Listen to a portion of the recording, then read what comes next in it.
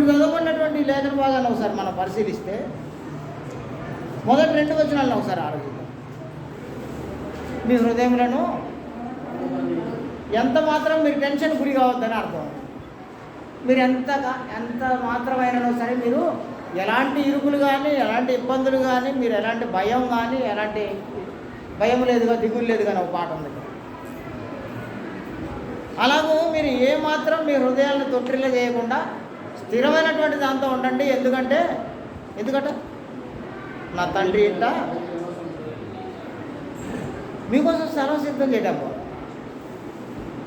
ఊరినే చాలా జనరల్గానే ఇప్పుడు గవర్నమెంట్ ఇళ్ళ ప్లాట్లు తయారు చేసింది అనుకోండి. ఆ ప్లాట్లు తయారు చేసి మీ అందరికీ ప్లాట్లు ఇస్తున్నామని అన్నారనుకోండి. దాంట్లో పేరు రాయించుకోవడం కోసం ఎన్ని ప్రయత్నాలు చేస్తామా? ఆలోచించండి మీరు ఒకసారి, బాగా ఆలోచించండి. గవర్నమెంట్ ఈ భూమి మీద ఒక 5 సెంట్లు లేదంటే ఒక 3 సెంట్ల స్థలం ఇచ్చి మీకు నివాసం ఉండడానికి స్థలం ఇస్తామని చెప్పి గవర్నమెంట్ కొన్ని ఎకరాల పొలం తీసుకొని దాన్ని అంతా ప్లాట్గా డివైడ్ చేస్తే దాంట్లో మీ పేరు రావాలంటే మీరు ఏం చేస్తారు?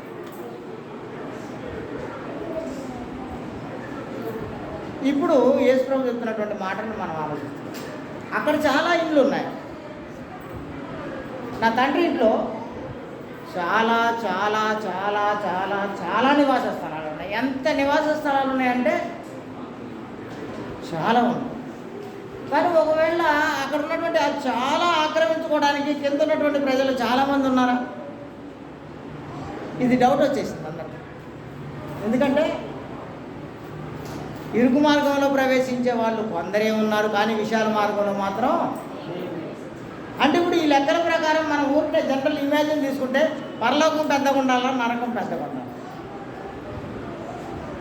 నేను దేవుని నిర్ణయాన్ని తప్పు పట్టడానికి కాదు, మనం అర్థం కావడం కోసం, వాక్యం అర్థం కావడం కోసం ఇలాంటి ఎగ్జాంపుల్ తీసుకుంటాను. ఇరుకు మార్గంలో ప్రవేశించే వాళ్ళు కొంతమందే, దీంట్లో రావాలని చాలామంది ట్రై చేస్తారు, కానీ అందరి వల్ల కాదు ఇది అన్నాడు ఆయన. కానీ దాంట్లోకి పోవాలంటే మాత్రం సులువు. నేగులు గుంపులు. ఇప్పుడు ఈ ప్రకారంగా చూస్తే ఎక్కడ ప్లేస్ ఎక్కువ ఉంది? తండ్రి ఇంట్లో ఉన్నటువంటి నివాస స్థలాలు అనేకాలు ఉన్నాయి.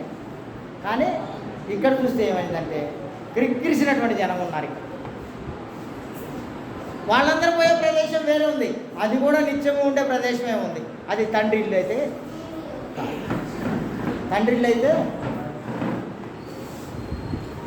వాళ్ళకు ఒక తండ్రి ఉన్నాడు, ఆ తండ్రి నివాసం అది.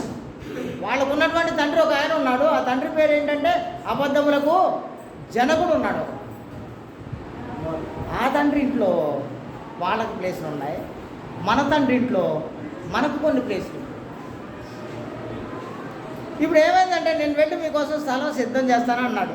దీని గురించి మనం ఆలోచించేటప్పుడు ఎప్పుడైనా ఎవరైనా సరే చనిపోయినప్పుడు మనం వెళ్ళి దాని గురించి జ్ఞాపకార్థ గుడికలో లెసన్ చెప్పాల్సి వస్తే కొరింథీయులకు రాసిన 2వ పత్రిక 5వ అధ్యాయం అంటూ మొదలు పెడతాం. మనం మొదటి వచనం ఏముంది చూడండి ఒకసారి.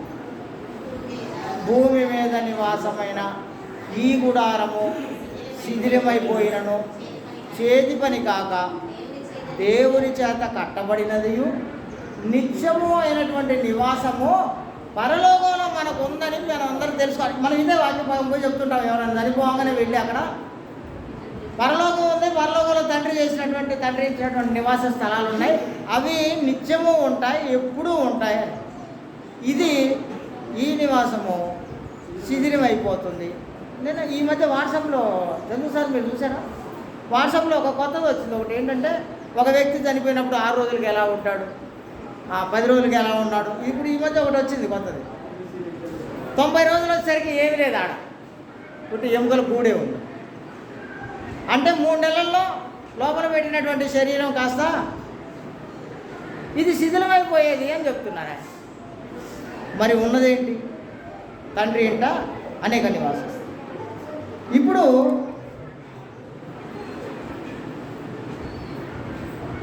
యేసు ప్రభు అక్కడ ఉన్నటువంటి యూదులతో మాట్లాడినప్పుడు ఒక అద్భుతమైనటువంటి మాటలు చెప్పారు. వాళ్ళు 8వ అధ్యాయం 21వ వచనం, యోహాను గారు రాసినటువంటి సువార్త పుస్తకంలో 8వ అధ్యాయం 21వ వచనంలో ఒక అద్భుతమైనటువంటి సంఘటన చెప్పారు ఆయన.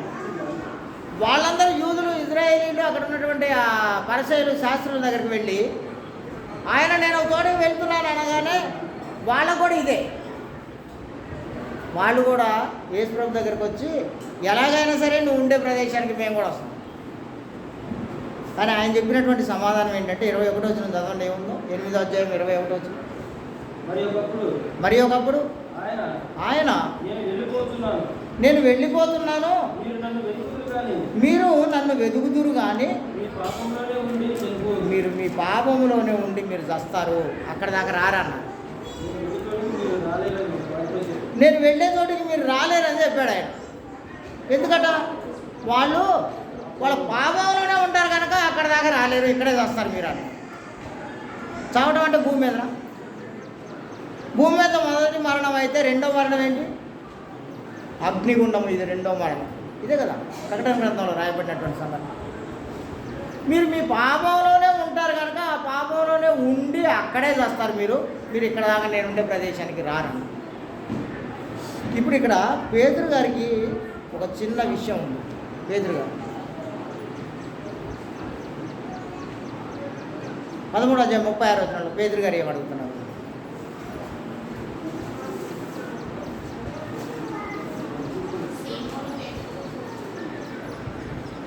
యోహాను సువార్త 13వ అధ్యాయం 36వ వచనం. సీమోను పేతురు, ప్రభువా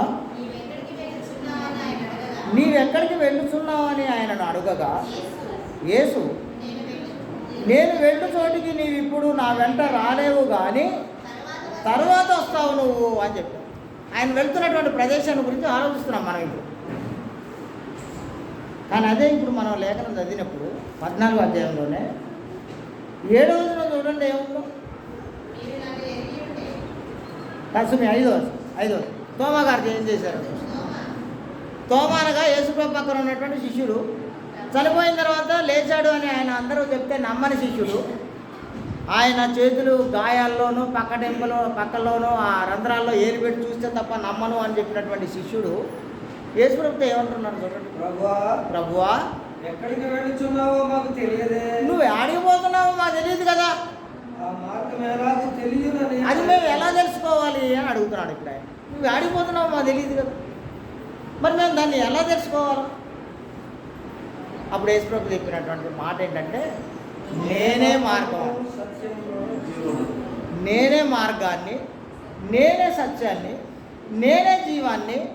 ఇప్పుడు నా ద్వారానే మీరు ఎక్కడైనా అక్కడికి వెళ్ళాలంటే కేవలం ఒకే ఒక మార్గం ఉంది, ఆ మార్గం ముందు నేను వెళ్ళి మీకోసం స్థలాలు సిద్ధం చేస్తాను. నేనుండే స్థలంలో మీరు కూడా ఉండడం కోసం అలా ఉండేలాగా నేను స్థలాలు పోయి సిద్ధం చేస్తా. సిద్ధం చేసిన తర్వాత వాటిని మీరు సంపాదించుకోవాలని చెప్తున్నాను. సంపాదించుకోవడం ఎవరి పని? నేను అదే ఇందాక అడిగాను. నేను గవర్నమెంట్ ఇళ్ళ స్థలాలు తయారు చేసి ఇవన్నీ పేదలకు ఇల్లు లేని వాళ్ళకి ఇస్తామంటే దాంట్లో మన పేరు రావాలంటే మనం ఏం చేయాలి? అలాగనే ఇప్పుడు ఇక్కడ ఏం చెప్పారంటే ఆయన, నేను వెళ్ళి మీకోసం స్థలం సిద్ధం చేస్తాను, నా ద్వారా తప్ప వేరే మార్గం లేదు మీకు అన్నాడు ఆయన. అక్కడ సిద్ధం చేసినటువంటి ఆ స్థలాన్ని స్వతంత్రించుకోవాలంటే, సంపాదించుకోవాలంటే ఇది మన చేతిలో ఉందా, ఇంకెవరి చేతిలో అయినా ఉందా? సపోజ్ నేను ఒక మంచి సర్వీస్ చేస్తున్నాను, దేవుని సేవ చేస్తాను, బలంగా చేస్తున్నాను, తిన్నా చేస్తాం, తినకపోయినా చేస్తాం, డబ్బులు ఉన్నా చేస్తాం, డబ్బులు లేకపోయినా చేస్తాం, బాగా డబ్బులు ఉన్నా చేస్తాం. డబ్బులు బాగున్నాయని పడుకొని నిద్రపోం, డబ్బులు లేవని ఊరుకులు పరుగులు చేసి ఏం పనులు చేయాలి? ఏది ఉన్నా దగ్గరంగా. ఇప్పుడు పరలోకం వస్తే నాకు వస్తుందా, అమ్మగారికి వచ్చింది? తేల్చేయండి, మీరందరూ తేల్చేయండి. ఎంత కష్టపడి సర్వీస్ చేస్తూ నేను దేవునికి ఇష్టంగా నేను జీవిస్తున్నాను కాబట్టి ఇప్పుడు పరలోకం దేవుడు నాకు ఇస్తారా, లేకుంటే నేను చేసిన పనిని బట్టి ఆమె కూడా ఇస్తారా? చూసారా ఎలా ఉంది ఇదంతా? కేవలం నాకే ఇష్టం. నేను చేసినటువంటి పనిలో ఆమె పాలిభాగస్రాలుగా ఉండి, ఆమె కూడా అట్టి సేవా కార్యక్రమాలన్నింటిలో ఆమెను పాలిభాగస్రాలై, ఆమె కూడా దేవుని మీద ప్రేమతోనే చేస్తేనే ఆమెకు, లేకపోతే రైట్. ఇప్పుడు మేమిద్దరం కలిసి బాగా కష్టపడి పనిచేస్తున్నాం, మా ఇద్దరికి దేవుడు స్థలం ఇస్తాం, అంతే కదా? మరి జోనా పరిస్థితి ఏంటి? కన్నారా పరిస్థితి ఏంటి? సౌందర్య పరిస్థితి ఏంటి? నేను మీ అందరికి ఇదే విషయం చెప్తున్నాను. నేను ఉండే చోటికి ఇప్పుడు నేను వెళ్తున్నాను, నువ్వు నాతో ఇప్పుడు రాలేవు కానీ తర్వాత వస్తావని పేతురు గారితో చెప్పినటువంటి మాట. తోమ గారు నువ్వు ఆడిపోతావు మాకు తెలియదు కనుక మేము ఎలా రావాలి నువ్వు వెళ్ళే చోటికి అని అడిగినప్పుడు ఆయన చెప్పినటువంటి సమాధానం. వీటన్నిటిని గురించి నేను మీతో ఒక చిన్న విషయం చెప్తాను. నేను హెబ్రీ పత్రిక 11వ అధ్యాయం 10వ వచనం, అక్కడ ఒక పెద్ద ఆయన ఉన్నారు. ఆ పెద్ద ఆయన విశ్వాసులకు తండ్రి అని పేరు పడ్డవాడు ఉన్నారు.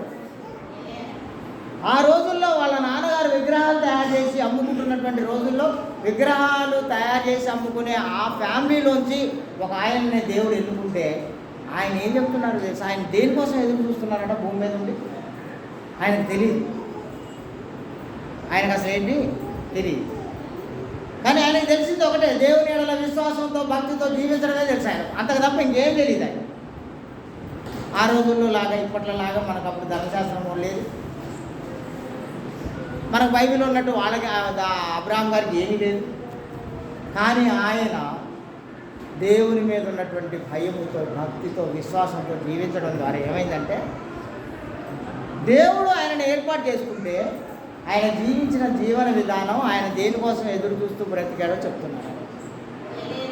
ఏలయనగా దేవుడు దేనికి శిల్పియు నిర్మాణకుడై ఉన్నాడో పునాదులు గల ఆ పట్టణము కొరకు అబ్రహాం ఎదురు చూస్తున్నాడు. పరలోకం ఉందని ఆ రోజే నమ్మాడు ఆయన, ఆ రోజే. అసలు ఏం తెలియదు. మనం అంటే ఇప్పుడు మనకు పరలోకం నరకం ఎట్లా తెలిసిందంటే మనకు యేసుప్రభు వచ్చి చెప్పాడు కనుక మనకు తెలిసింది. యేసుప్రభు వచ్చి చెప్పడం ద్వారా మనకు పరలోకం ఉంది నరకం ఉంది అని తెలిసిపోయింది. ఎందుకంటే బైబిల్లో రాయించి మన చేతికి ఇచ్చారు కాబట్టి మన చేతిలో ఇది ఉంది కాబట్టి. కానీ అప్పుడు అబ్రహాం ముందు ఏ గ్రంథం లేదు. అసలు ఆయనకు తెలిసిందల్లా దేవుని మీద భయము భక్తి, ఆయనకు తెలిసిందల్లా దేవుని మీద విశ్వాసము, ఆయనకు తెలిసిందల్లా ఆ విశ్వాసము క్రియారూపకంగా కనపడాలి అనేది ఆయన అనుకున్నాడు. ఎంత క్రియారూపకంగా అంటే ఊరికినే జనరల్గా మన ఇంట్లో పిల్లలు ఉంటారు, ఆ చిన్న చిన్న పిల్లల్ని హాస్టల్కి పంపించాలనుకుందాం మనం. ఊరికినే హాస్టల్కి పంపించాలి, వాడు పెద్దగా ఏడవా, ఇంట్లోకి పంపించినప్పుడు ఇంట్లో తల్లి కూడా ఏడవ.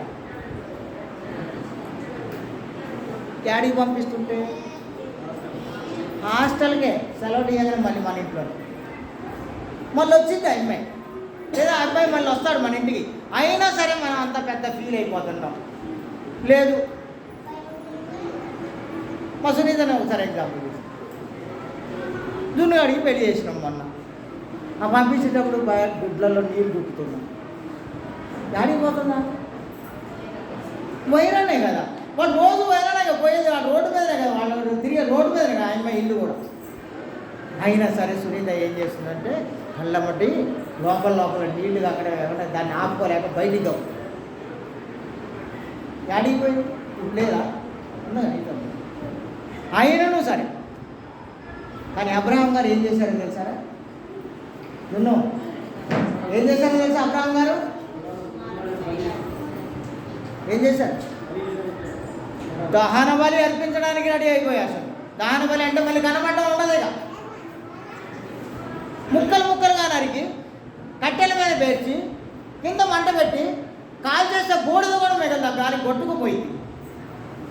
దానికి రెడీ అయిపోయాడు ఇప్పుడు అబ్రహాం గారు. ఒక్కగానొక్క కొడుకు, లేక పుట్టిన కొడుకు, ముసల్తనం వచ్చినప్పుడు దేవుడు పరీక్షించి ఇచ్చినటువంటి కొడుకు ఒక్క మాట కూడా మాట్లాడకుండా, భార్య కూడా చెప్పట్లేదు. లక్ష్మి భార్యతో చెప్తే ఎక్కడ అభ్యంతరం పడిద్దు అని.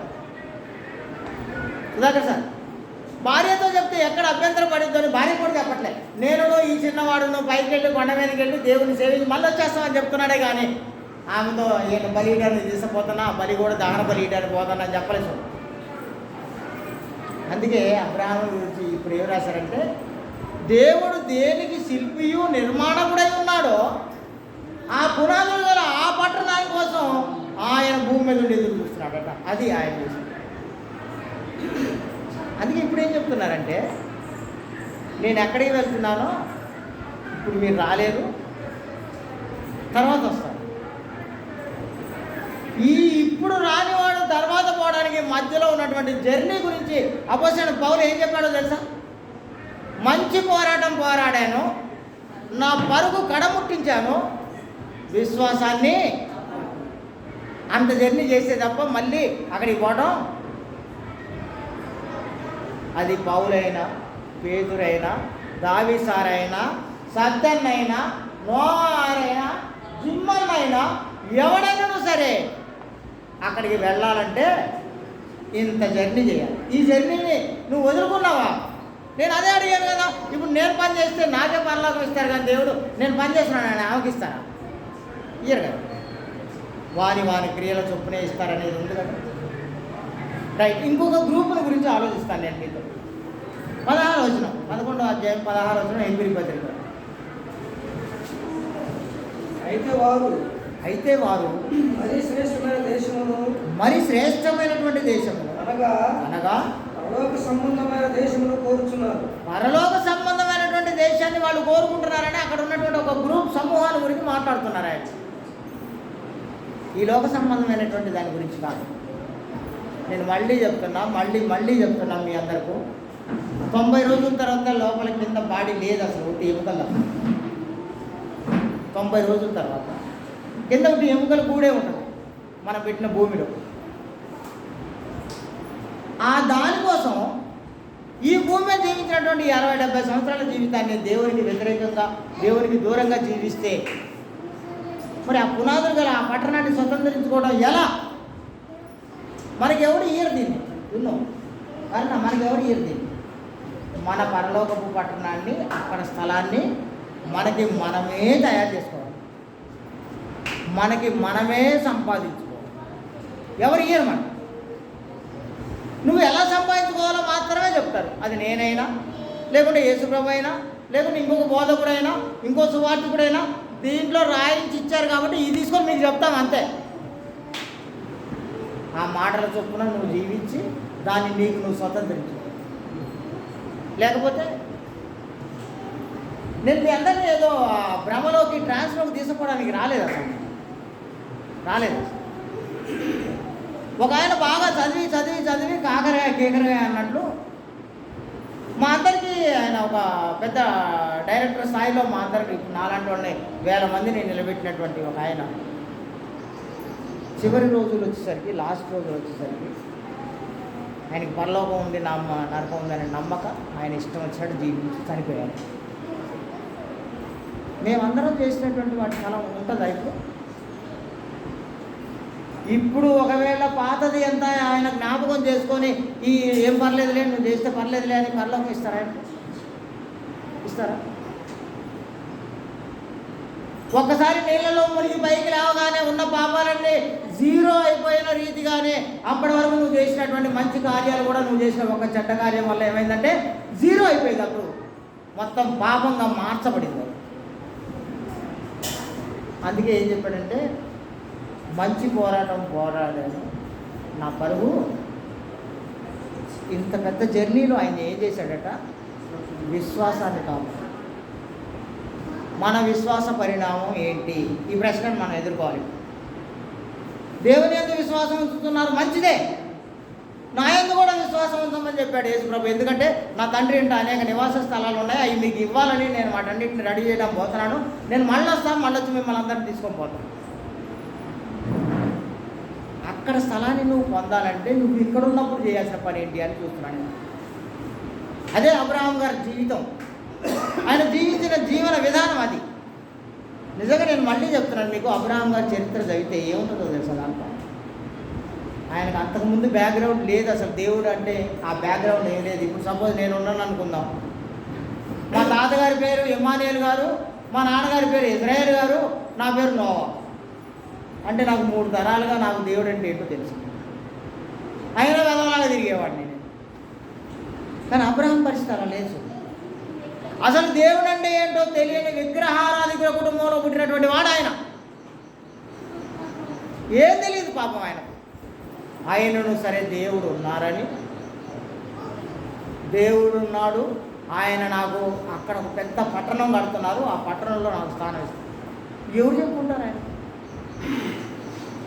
నేను దీన్నే ఒకసారి ఆలోచిస్తూ ఉంటాను. నేను బాగా ఎప్పుడప్పుడు ఆలోచిస్తుంటా. కొన్ని నోవు చెప్పినప్పుడు ఆ 120 సంవత్సరాల్లో ఆయన ప్రకటించినప్పుడు కొన్ని అదేమైనా విన్నాడని అనుకుందామా? అప్పుడు అబ్రహాం లేడుగా, ఉన్నాడా? పోనీ అప్పుడు ప్రకటించిన తర్వాత ఆ ప్రకటన విన్న వాళ్ళలో ఎవడైనా మిగిలాడా? ఆ ఫ్యామిలీ తప్ప. అంటే అబ్రహాము గారు స్వతహాగా దేవుడంటే భయం భక్తితో ఆయన పెరిగారు. నేను అదే క్వశ్చన్, మనం ఎవరైనా ఒకటి అనుకుంటే తప్ప భక్తిలో ముందు కొనసాగలేని పరిస్థితులు ఏర్పడ్డాయి. మనందరం ఎవడో ఒకడు ఉన్నారు మనకు మనం సొంతంగా దేవుడి ఎడల భయము భక్తితో నిష్ఠతో మనం బ్రతికేయడానికి ఉందా? మైక్ బంద్ చేసే ఒక విషయం ఆన్లైన్లో జరిగింది. మైక్ బంద్ చేసి ఈ భక్తిని గురించి, ఈ నిష్ఠను గురించి ఇందాకనే నేను ఫేస్బుక్లో చూసిన ఒక పోస్ట్. మాలేసుకొని వాడు సిగరెట్ బీడీలు తాగుతుండని అందరు కలిసి వాడు కొడుతున్నాడు. ఇందాక చూసిన ఫేస్బుక్, ఇందాక మీకు కూడా అది అప్డేట్ ఉంది. అది ఏంటంటే అందరు కలిసి మాలేసుకున్నారు. దాంట్లో ఒకడు ఆ మాలేసుకొని బీడీలు సిగరెట్లు తాగటం మందు తాగటం చేస్తుందని వీళ్ళందరూ కోపం వచ్చి వాళ్ళు కొట్టేస్తారు. దీన్ని ఏంటంటే మీకు దీనికి అర్థం ఏంటంటే భక్తి అనేది ఎవరికి వాడే కంటిన్యూ చేయాలి. ఎవడో చూడాలని వాడి కోసం భక్తి చేయొద్దు సుమి. ఎందుకంటే రహస్యం నుండి చూస్తూ సమస్తం ఎరిగిన దేవుడు మన దేవుడు, హృదయ ఆలోచనలను ఎరిగినటువంటి దేవుడు మనకు. ఇప్పుడు మనం చేసే భక్తి ఎవరు చూస్తారు? ఎవరు భూమి మీద మనుషుల ముందు అవసరం లేదు. మనుషులు నిన్ను గుర్తించాల్సినటువంటి అవసరం లేదు. కాకపోతే మనుషులు నీ సత్క్రియలు చూసి వాడు కూడా తన మనసు మార్చుకుని దేవుడు వైపు వచ్చేలాగా మాత్రం జీవించాలి. కానీ నిన్ను చూసేవాడు ఎవరు? లెక్క కట్టి పద్దు, మా లాదరయ్య గారు ఒక పాట మాట్లాడేవాడు, లెక్క కట్టి పద్దు రాసి అని. అది నాకు సరే గుర్తులేదు కదా. రోజు నీ లెక్క రాయబడి ఉంటుంది. దావీసారి రోజు ఎవ్రీ డే నీ లెక్క రాయబడి. దీని గురించి మేము మమతా హాస్పిటల్కి పోయినాం కదా. మేము మొన్న మమతా హాస్పిటల్కి పోయినాం. పోతే అక్కడ హాస్పిటల్లో వచ్చే డాక్టర్లు కానీ పనోడు కానీ వాళ్ళందరూ ఏం చేస్తున్నాడు తెలుసా? అక్కడ ఒక చిన్న క్యాబ్ లాంటిది ఉంది. అడిగి పోయి ముందు అట్లా నిలబడి, దాని ముందు ఇట్లా నిలబడగానే ఏమైందంటే అటెండెన్స్ పడిపోయింది అక్కడ. మీకు కూడా ఇచ్చారు కదా, ఇప్పుడు టీచర్స్ కూడా ఇచ్చారు. ఇప్పుడు అది దాని ముందు పోయి నిలబడితే అది ఐరిష్ కాంటాక్ట్ కన్నులు బొమ్మలు వాటన్నింటినీ గుర్తించి ఆయన వచ్చాడు అని అక్కడ అటెండెన్స్ చేశారు. మనం తయారు చేసుకున్నదే ఇదంతా సుమి. మనం తయారు చేసుకున్న నాలెడ్జ్ ఇది. మరి మనకే ఎంత నాలెడ్జ్ ఉంటే దేవుని దగ్గర ఎంత నాలెడ్జ్ ఉంటుంది? ఇంకా ఆయన దగ్గర ఇంకా ఏ టెక్నిక్ ఉంటుంది? నిన్ను ఎవ్రీ డే ఎవ్రీ సెకండ్ ఆయన కనిపెడుతూ ఉంటాను. ఏదో ఆదివారము విశ్వాసంలాగా ఉండటం మనకు మంచిది కాదని చెప్పడానికే ఇవన్నీ చెప్తున్నాను నేను. కేవలం ఆదివారం విశ్వాసంగా మనం ఉండకూడదు అంతే. 24 గంటలు దేవుని ఎడల భయం భక్తితో జీవించాలి మనం అందరం. సంవత్సరంలో ఉన్నటువంటి 365 రోజులు దేవుడికి అనుకూలంగా జీవించాలి మనం. ఏదో ఆదివారం వచ్చినప్పుడు ఆకాశం, లేకుంటే ఏదన్నా ఒక ఇంట్లో కూడిక పెట్టుకున్నప్పుడు ఆ రోజు, ఇది కాదు. దేవుని దగ్గర ఉన్నటువంటి ఆ గొప్ప టెక్నిక్తో నీ ప్రతి అవసరత రోజు చూస్తూనే ఉంటారు. నువ్వు చేసే పనిని రోజు రాస్తూనే ఉంటావు. నేను దీని గురించి ఎప్పుడు బాగా ఆలోచిస్తుంటే ఏంటంటే, దేవుడు తన పిల్లల్ని కాపాడడానికి పక్కన కమాండోస్ ఇస్తారట ఇద్దరిని. ఉందా బైబిల్లో అలాగే? దేవుని చిత్తమైనప్పుడు అది ఒకసారి తీసి చెప్తా మీకు. తన దూతల్ని కాపులో పెడతారట దేవుడు. మన ప్రక్కన దేవుడు దూతలను పెడతారట. నేను ఇదే ఎప్పుడు చెప్తుంటా వాళ్ళందరికీ. వాళ్ళు రాస్తుంటారు నీ రికార్డ్ అంతా, నువ్వేం చేస్తున్నావో నీ రికార్డ్ అంతా వాళ్ళు రాసి ఆయనకి ఇస్తారు. నిన్ను కాపాడమని, నిన్ను సంరక్షించమని, నిన్ను బాగా మంచిగా చూసుకోమని దేవుడు నీ కోసం దూతల్ని పక్కన ఇస్తే వాళ్ళందరూ నువ్వేం చేస్తున్నావో రాసేస్తారు. మనం ఎవరు చూడలేదు అనుకుంటాం, ఏం పర్లేదులే అనుకుంటాం. సత్యానందమయ్య గారు చూస్తుంటా, ఆయన వైరల్ ఉంటే పొద్దున పోతే సాయంత్రం దాకా రాడు, ఆయన చూస్తున్నాడా? దావీసాలు ఉద్యోగానికి పోతే ఎప్పుడుకో వస్తాడు ఆయన చూస్తున్నాడా? నోవాయి గారు పోతే వారం దాకా రాడు, ఆయన చూస్తున్నాడా? మేమెవరు చూడక్కర్లే, మేమెవరు నాయకులు కాదు మీ మీద, దేవుడే అధికారి. అందుకే నేను ఒక చిన్న విషయం చూసి నేను ఈ వాక్య భాగాన్ని నేను ముగించేస్తాను. నేను ఈరోజు యోహాను సువార్త 12:26 దగ్గర ఆలోచిద్దాం మనం ఒకసారి. యోహాను సువార్త 12:26. ఒకడు నన్ను సేవించిన ఎడల నన్ను వెంబడింపవలను, అప్పుడు నేను ఎక్కడ ఉండునో అక్కడ నా సేవకుడు ఉండును. ఒకడు నన్ను సేవించిన ఎడల. దావీదు ఈ చివరి కోసం వెలుపు చూసారా ఏముందో? తండ్రి అతన్ని కనపరుస్తాడు. మనలో ఉన్నటువంటి ఒకడు నన్ను సేవించిన ఎడల నన్ను వెంబడించాలన్నారు. ఇదే చెప్తుంటాను నేను ఎప్పుడు మీకు. పేతురు గారు రాసిన పత్రికలోంచి, క్రీస్తు కూడా మీ కొరకు బాధపడి మీరు తన అడుగుజాడల యందు నడవవలనని మీకోసం ఒక మాదిరి ఉంచిపోయాడట ఆయన. ఆ అడుగుజాడల్లో నువ్వు నడవాలని. నాకు ఎప్పుడు అద్భుతమైనటువంటి ఒక ఆలోచన, ఎప్పుడైనా సరే. ఇప్పుడు ఈ భూమి మీద లాజరయ్య గారు 80, ఆయన 93 సంవత్సరాలు బ్రతికినాక చనిపోయారు. ఈ 93 ఏళ్లలో ఆయనను గురించి నాతో 1,00,000 మంది చెప్పుకుంటారు. ఆయనను గురించి చాలా అద్భుతమైనటువంటి సాక్ష్యాన్ని 1,00,000 మంది చెప్పుకుంటారు నాకు. ఆయన ఎవరితో అయితే పరిచయం ఉన్నారో వాళ్ళందరూ చెప్పిన ఒకే ఒక మాట ఏంటంటే, లాజరయ్య గారు దేవుడు అని. అంటే దేవుడు అంటే ఏంటి వాళ్ళ దృష్టిలో? అలాంటి వాడు, కల్లా కప్పడం లేనివాడు, కుళ్ళు కుటాంతరాలు లేనివాడు, ఇలా అనమాట దాని అర్థం. 93 ఏళ్ళు జీవించినాక అప్పుడు చెప్తున్నారు. మరి ఇప్పుడు చెప్తారా వాళ్ళ? ఇప్పుడు చెప్తారా లాజరయ్య గారు మంచివాడు? లాజరయ్య గారు చనిపోయి 2వ సంవత్సరం వచ్చేస్తుంది. ఇప్పుడు చెప్తారా? చాలామంది కుటుంబీకులే మర్చిపోయినా. నాలాగా పక్క నుండి సేవ చేసినాడు నేనే మర్చిపోయినా. వచ్చి దాంట్లో చూసి ఆ రాయి చూస్తే తప్ప గుర్తుపట్టలేను నేను. లేదంటే అటు పోతే ఆ సమాధి చూస్తే తప్ప గుర్తుపట్టలేను. లేకుంటే అక్కడ పోతే లాజరయ్య గారి ఇల్లు చూస్తే తప్ప నాకు గుర్తురాడు ఆయన.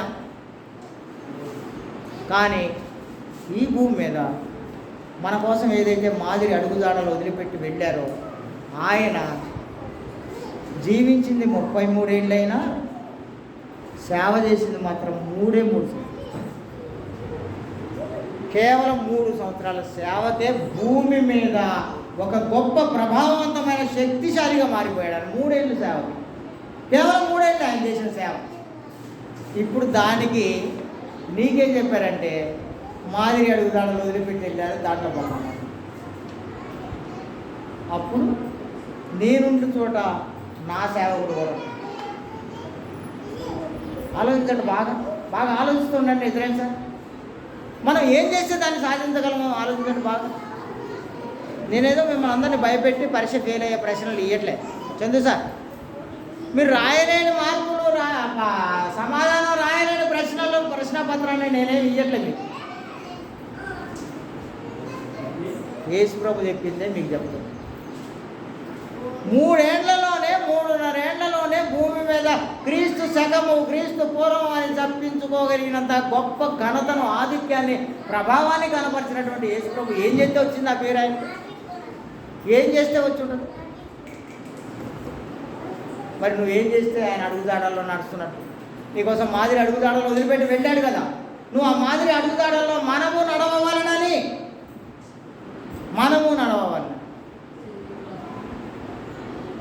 దేవుడు మీ అందరిని దీవించి ఆశీర్వదించున్నాడు. అద్భుతమైనటువంటి ప్రదేశం ఉంది తండ్రి ఇంట, అనేక నివాసం. వాటన్నిటి కోసం మీకు స్థలం సిద్ధం చేయడానికి వెళ్ళాడు ఆయన. వెళ్ళినటువంటి ఆయన మళ్ళీ వస్తాడు. ఇప్పుడు యేసు ప్రభు పైకి పోకముందు పౌలు మన ఈ శిష్యులకు చేసిన వాగ్దానం ఏంటంటే, నేను వెళ్తా మళ్ళీ వచ్చి మిమ్మల్ని. దాని అర్థం ఏంటి? మళ్ళీ వచ్చి వాళ్ళని తీసిపోయారా? వేరా మళ్ళీ వచ్చి తీసిపోయారా? ఆయన పోయి మళ్ళీ వచ్చారా? ఎప్పుడైతే మేఘాల మీద ఎత్తపడ్డారో ఆయన, అపొస్తలుల కార్యాలు 1వ అధ్యాయంలో ఎప్పుడైతే ఆయన 40 రోజుల తర్వాత పైకి వెళ్ళిపోయారో మళ్ళీ తిరిగి రాలే భూమి మీద. వస్తారు, వచ్చి అప్పటిదాకా భూమి మీద ఉన్నటువంటి వాళ్ళు కానీ, అంతకుముందే చనిపోయినటువంటి వాళ్ళు కానీ, సముద్రంలో పడి చనిపోయిన వాళ్ళు కానీ, అగ్ని వల్ల చనిపోయినటువంటి వాళ్ళు కానీ, రోడ్డు మీద కానీ, ఇంకెక్కడ గాలిలో కానీ ధూళిలో కానీ చనిపోయిన ప్రతి ఒక్కరిని కూడా ఎమ్మడ పెట్టుకొని తీసుకొచ్చేస్తారు అక్కడికి. అందరినీ ఆ సముద్రంలో ఉన్న వాళ్ళని అప్పచెప్పాలి, గాలిలో కలిసిపోయిన వాడిని అప్పచెప్పాలి. ఇలాగో అన్నీ కూడా వాళ్ళందరినీ అప్పచెప్తే అందరినీ అక్కడ కూర్చోబెట్టి తీర్పు చేసిన తర్వాత ఎవరు ఆయన అడుగుజాడల్లో నడిచారు వాళ్ళందరూ ఆయనతో, ఎవరు ఆయనతో నడవలేదు వాళ్ళందరూ వాళ్ళ తండ్రి అయినటువంటి జనకుడు ఉన్నాడు, వాడు అబద్ధికుడు, వాడు సాతాను అనేవాడు ఉన్నాడు, వాళ్లకు పిల్లలుగా జీవించిన వాళ్ళందరూ వాడు ఉండే ప్రదేశం. యేసుక్రీస్తు చూపించినటువంటి మాదిరి జీవితాన్ని జీవించిన వాళ్ళందరూ తండ్రి ఇంట్లో ఉన్నటువంటి నివాస స్థలాలు మీకు సిద్ధం చేయడానికి వెళ్తున్నాను, నేను మళ్ళీ వచ్చి మీ అందరికి ఇస్తానని చెప్పినటువంటి ఆ ప్రదేశానికి నేను మీ అందరికీ గత 2-3 సంవత్సరాల నుంచి చెప్తున్నా, మీ అందరూ పరలోకం రావాలని కోరుకునే వాళ్ళల్లో నేనే ముందు వస్తాను. మీరందరూ పరలోకం రావాలని కోరుకునే వాళ్ళలో నేను ముందు వరుసలో ఉన్నాను. నేను మీ అందరికీ నేను వెల్ విషర్. నేను పరలోకమే రానప్పుడు మనం ఎంత భక్తి చేస్తే ఏంటి, మనం ఎంత దేవుడితో ఉన్నామని మన డబ్బుల్ని ఖర్చు చేస్తే ఏంటి, మనకు ఉన్నటువంటి శక్తి సామర్థ్యాన్ని దేవుడికి ఇస్తే ఏంటి, పరలోకమే రానప్పుడు. పరలోకం కూడా అదేమి డబ్బులు పెడితే కొనేది వచ్చితే కాదు అసలు. ఒకవేళ డబ్బులతో కొనేదే అయితే టాటా బిర్లా వాడు కానీ అంబానీ కానీ వాడు రిలయన్స్ వాడు కానీ బాగా డబ్బులు ఉన్నాడు ముందు డబ్బులు ఇచ్చి కొనుక్కోవచ్చు. వాడు ఇది డబ్బులతో దొరికేది కాదు, మనం జీవించే జీవన విధానాన్ని ద్వారానే దొరికేది. తండ్రి పంపించినటువంటి కుమారుడు ఆయన మన కోసం చేసిన కార్యము. పోతూ మీకోసం మాదిరి అడుగుజాడలు వదిలిపెట్టి వెళ్ళాను నేను. ఆ అడుగుజాడల్లో మీరందరూ నడవండి, అప్పుడు మీరు నా దగ్గర రండి. ఇప్పుడు మనం ప్రశ్న ఎదుర్కొందాం. ఎంతమందికి కావాలి పరలోకం? సుధాకర్ సార్, ఎంతమందికి కావాలి పరలోకం? కావాలంటే ఏం చేయాలి? ప్రియాంక వద్దు, ఇక పరలోకం వద్దండి సార్, చేయలేదు. అందరికీ కావాలి పరలోకం, కానీ ఏం చేస్తే పరలోకం వచ్చిందో తెలుసుకున్నప్పుడు మాత్రం అలా జీవించండి. పరలోకం ఫ్రీ, చాలా ఫ్రీ. మీరేం ఖర్చు పెట్టక్కర్లే, మీరేం కష్టపడక్కర్లే. ఆయన ఏం చెప్పారో, ఆయన ఎలా జీవించారో దాన్ని మీరు కనిపెట్టండి, అలాగ జీవించండి, అలాగ అడుగుజాడల్లో నడవండి, పరలోకాన్ని స్వతంత్రించుకోండి. దేవుడు మీ అందరినీ దీవించి ఆశీర్వదించును కాక. మీ అందరూ ప్రత్యేకంగా వందనాలు తెలియజేసినట్టు నేనున్న స్థలంలో మీరు ఉండులా. తండ్రి మీద విశ్వాసం పెట్టారు, నా మీద కూడా పెట్టండి అన్నాడు. నేనుండే స్థలంలో మీరు ఉండేలా, నేను తండ్రి స్థలంలో వెళ్ళి ఉంటాను, మీరు కూడా అక్కడ రండి. అందరం పరలోకం వెళ్దాం రండి. పరలోకం వెళ్ళాలంటే దీనికి షార్ట్ కట్లే ఉండవు. సారీ సార్, షార్ట్ కట్ ఉండదు అసలు. జీవించే జీవన విధానమే. థ్యాంక్ యూ మీ అందరికీ. Thank you. మీ అందరికీ వందనాలు తెలియజేస్తాను.